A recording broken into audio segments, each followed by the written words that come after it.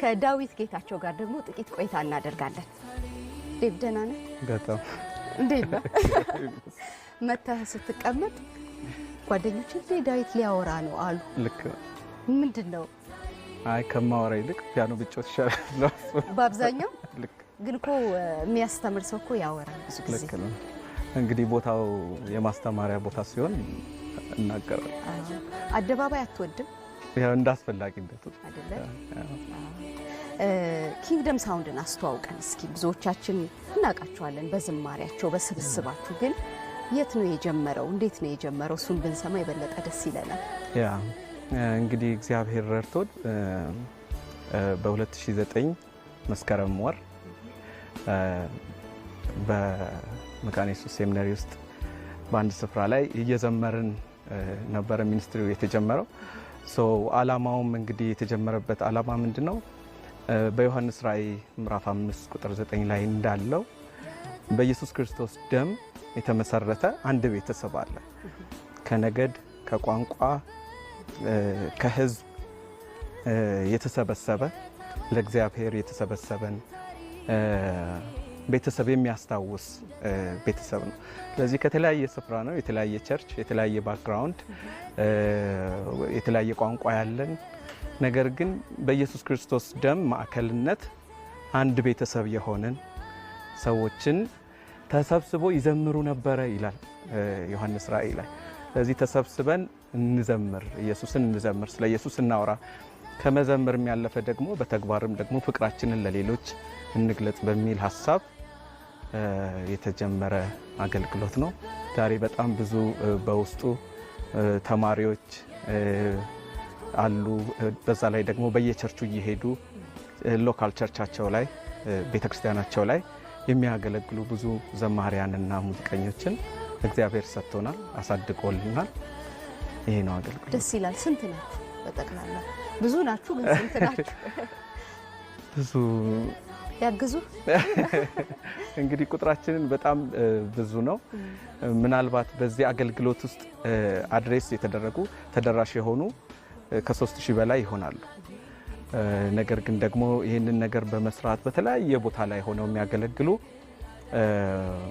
ከ30 የማይበልጡ መሪዎች አሉን። ከነሱ ጋር ሆነን ነው ይሄንን የምናገለግለው። በጣም ቆንጆ ሳየው በታዳጊነት በወጣትነት ሀያዎቹ መጀመሪያ ሀያዎቹ መጨረሻና ሰላሳዎቹ መጀመሪያ ምናልባት መካከል ያሉ የወጣቶች ስብስብ ነው። ስለዚህ ትውልድን በተለያየ ገጽ ምናይ ይመስለኛል። እንዴት ነው የምትረዳው ይሄንን እድሜና ይሄንን ትውልድ በብዛት አብራሃቸው ስለምትሰራ ማለት ነው? ያው እንግዲህ ይሄ ትውልድ በጣም የሚሳሳለት የሚያሳዝንም ደግሞ ጥሩ እድልም ያለው ትውልድ ነው። አንድ ነገር ነው በቃ ይሄንን ትውልድ ሳስብ ወደ አይኔ የሚመጣው እንግዲህ በጉብዝና ወራት ፈጣሪህን አስብ የሚለው ነውና ሰዎች በዚህ ጉብዝናቸው ጊዜ በጣም ብዙ ነገር ውስጥ የሚገቡበት ሰዓት ነው። ወጣቶች በህይወታቸው ላይ ትልቅ ውሳኔ የሚወስኑበት ጊዜ ስለሆነ ይህንን ጊዜ በእግዚአብሔር ቃልና እግዚአብሔርን በማወቅ ካልቃኘ ነው የሚቀጥሉትን ጊዜዎቻችንን የሚመራው ይሄ ዘመን ስለሆነ ትልቅ ትኩረትና ትልቅ ጸሎት፣ ትልቅ ርህራሄ ከአባቶች ዘንድና ከእናቶች ዘንድ የሚያስፈልጋቸው ይመስለኛል። ስለዚህ እኔ ለወጣቶች የምመክረው ነገር ምንድነው? የተለያየ ያንተም ወጣት ሸመገልኩ በተለያየ ነገር ውስጥ የሚያልፉ በጣም ብዙ ወጣቶች አሉ። በብቸኝነት፣ በአዲክሽን፣ በጭንቀት በጣም ብዙ ነገር ውስጥ የገቡ ወጣቶች አሉ። በዚህ ወቅት ነው የእግዚአብሔር ቃል ከገባንበት የሚያወጣ።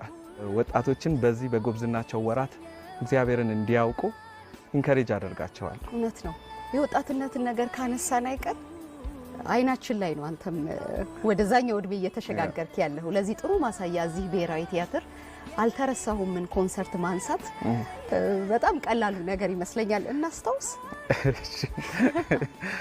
ያ እንግዲህ በጣም በልጅነት ጊዜ እግዚአብሔር ረድቶን ከወንድሞቻችን ጋር ያደረግነው የአምልኮ ምሽት ነበረ። ትንሽ ከተለምዶ ወጣ ያለ ነገር ነበረ።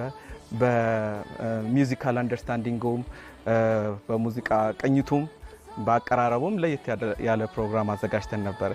እንደው አንቺ ስንት ዓመት ሆኖ አልተረሳም? 14 ዓመት። አዎ እሺ ቀጥታ ያ በዛ ውስጥ እንግዲህ እግዚአብሔር በጣም ብዙ ነገር ነው ያስተማረን። ነገር ግን አልተረሳውም ስለሚለው መዝሙር በእርግጥ ኢንተርናሽናል ሶንግ ነው ሪአሬንጅ አድርገን ነበር የሰራ ነው። አንድ ነገር ትዝ ይለኝ ነበረ።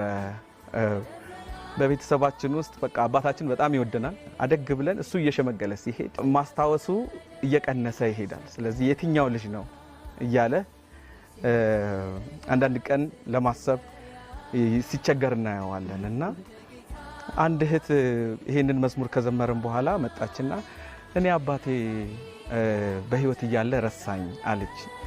እኔም ሪሌት አደርጋት ነበር። እየደከሙ ሲሄዱ ሰዎች ሰውን ይረሳሉ። እና አንድ ቃል ግን ትዝ አለኝ። ምንድነው? እስራኤልም እንደዚሁ የተረሳችበት ጊዜ ነበራት። እስራኤል ጽዮን እግዚአብሔር ተወኝ፣ እግዚአብሔር ረሳኝ ባለችበት ጊዜ እግዚአብሔር እንደዚህ አላት፣ ጽዮን ሆይ እናት ከሆዷ ለወጣው ልጅ እንኳን እስከማትራራ ድረስ ትረሳ ይሆናል። ወይም ደግሞ ሰው እንኳን በሽምግልና ሊረሳ ይችላል። ነገር ግን እኔ ግን አልረሳሽም፣ ቅጥሮችሽም በፊቴ ናቸው ይልና ያጽናናታልና በእግዚአብሔር አለመረሳታችን በጣም ትልቅ ደስታ ነው። እና አሁን ሁሉም ሰው ብቸኝነት አለው፣ ዘመኑ ደግሞ የብቸኝነት ነው። ነገር ግን እግዚአብሔር ሁሉንም ሰው በስም እንደሚያውቅ እንደማይረሳ በማንኛውም ሁኔታ ውስጥ እንዳለን የሚያስታውስ መዝሙር ነው። እና ያም ፕሮጀክት ናሽናል ቲያትር የሰራ ነው። የተረሱ ሰዎች ካሉ የተሰማቸው ሰዎች ካሉ እነሱን ኢንካሬጅ ለማድረግ ያዘጋጀነው ፕሮግራም። ስላልተረሳሁም አናጨበጭብ። አብዛኛው እድሜህን በሙዚቃ ነው ያሳለፍከው። እንዳንተ ሙዚቃ ረሃብና ጥማቱ ለሆነ ሰው ቀጥሎ ምንድነው የሚያደርገው? ፓሽን ነው እንግሊዘኛው፣ አማርኛው በጣም ደስ ይለኛል። ለረሃብ ጥማት ነው የሚለው። ቀጥሎ ምንድነው ባይምሮህ የሚመጣው ነገር? ይሄንንም አደርጋለሁ ብለህ የምትለው?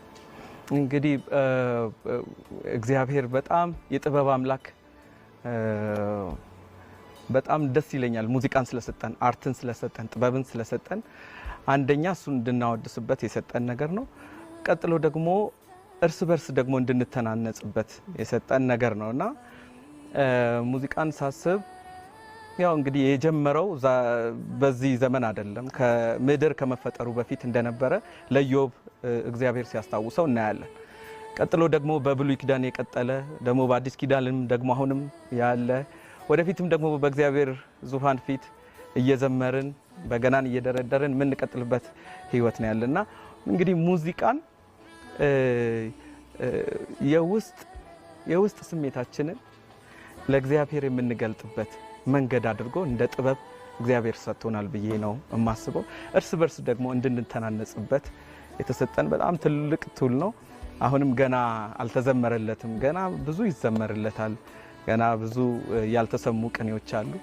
እግዚአብሔር እንግዲህ ምድሪቷን በሱ ቅኔ ይሙላው። አሜን።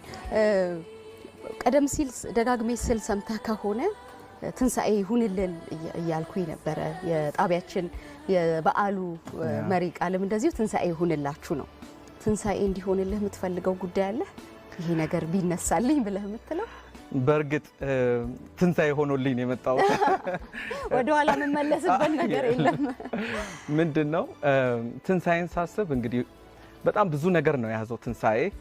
የኛ በጣም ልዩ የሚያደርገው በውስጡ በጣም ብዙ በረከቶችን ይዛል። እንደ ሁለቱን ላስታውስሽ።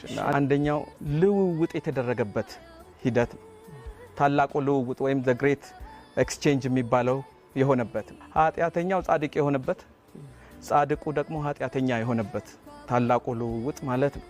ኃጢአተኛ ሰው ከእግዚአብሔር ክብር ከወረደ በኋላ፣ ከእግዚአብሔር ጋር ከተጣላ በኋላ ከክብሩ እንደወረደ፣ ኢየሱስ ደግሞ በዙፋኑ የነበረ ከዘላለም በፊት የነበረ ጻድቅ አምላክ፣ እንደ እግዚአብሔር ያለ አምላክ፣ እሱ ደግሞ መጥቶ የኃጢአተኛውን ቦታ የወሰደበት ቦታ ነው።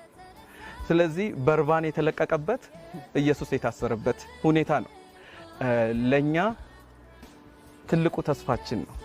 የቆምንበት የጸናንበት ትልቁ ተስፋችን ነውና አንዱን እሱን አስባለሁ። ሁለተኛው ደግሞ ልዩነትም የታየበት ነው። ሁለተኛው ልዩነት ስልሽ ኢየሱስ ክርስቶስ በኃጢአተኞች ፋንታ መጥቶ ሞተ የሚለው ቃል አይደለም ያበቃው። ሞተ፣ ወደ ሲኦል ወረደ አይደለ? ከዛ በሶስተኛውም ቀን ከሙታን ተነሳ። ያ ነው ትንሣኤ። በመነሳቱ ምክንያት ደግሞ ከሌሎቹ ልዩ ሆነ። ሌሎች አማልክቶች አሉ በምድር ላይ፣ እነሱ ሞቱ፣ አልተነሱም።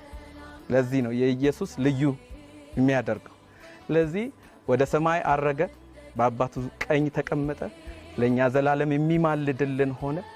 ከዛ ደግሞ ተመልሶ በክብር የሚመጣ ሊወስደን የሚመጣ አምላክ ስለሆነ ከሌሎቹ ይለያሉ። አማልክቶች አሉ፣ እሱ ግን ኢየሱስ ግን ልዩ ነው የሚያደርገው። ስለዚህ ትንሣኤ የህይወታችን ሁሉ ተስፋ የታደሰበት፣ ኃጢአታችን የተሻረበት፣ ከሞትንበት ከጨለማ የተነሳንበት፣ ወደ ዘላለም ህይወት የተሻገርንበት ትልቅ ማስታወሻችን ነው። እኛ በእርግጥ ይሄንን በበዓል ብቻ እናስበው፣ በየቀኑ እያሰብነው የምንጽናናበት ነገር ነው።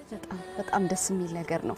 ኪንግደም ሳውንድ ስለመጣችሁ ደግሞ በመዝሙራችሁ መልካም ነገርን ስለሰጣችሁ በጣም እናመሰግናለን።